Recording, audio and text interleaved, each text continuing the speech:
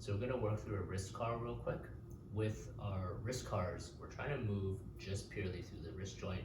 Main compensations that you're gonna notice are movement of the forearm as you're trying to move wrist or wiggling of the fingers, right? So with your wrist cars, you can do them in any position you want. You can do both at the same time. Easiest way to start will be in this fully supinated position. So the front of your forearm is gonna be facing upwards, and you're not gonna let this change at all. So you're not gonna let this flip over while you're working through that car.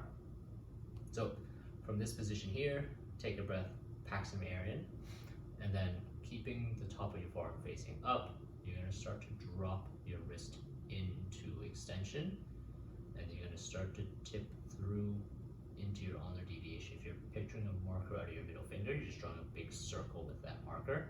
So you're gonna feel the inside of your forearm light up here as you start to come up into flexion.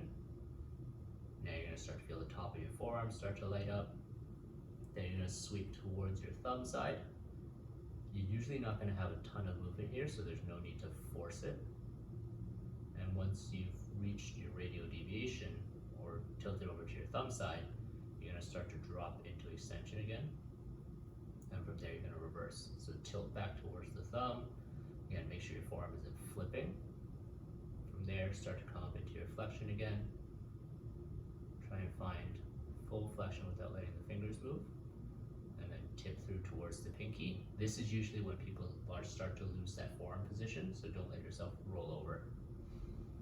Tip towards your pinky and come back down into extension. And that's a wrap. So one more time, starting from this position here, you're gonna drop into extension, tip towards ulnar deviation, start to come up into your flexion, and then come across to your radial deviation and drop back into extension. From there, you're gonna reverse, tip back across, come back up into flexion,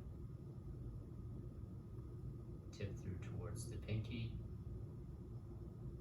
and then drop down into extension.